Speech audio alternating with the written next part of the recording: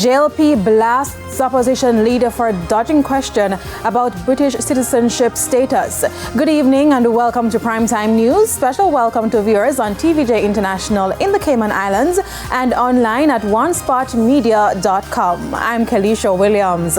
Also this evening, police tight-lipped on shooting incident at Freeport Police Station on Saturday night, and pest infestation among breaches identified at dozens of food establishments in St. Catherine. I'll have the news in detail right after this break. Stay with us.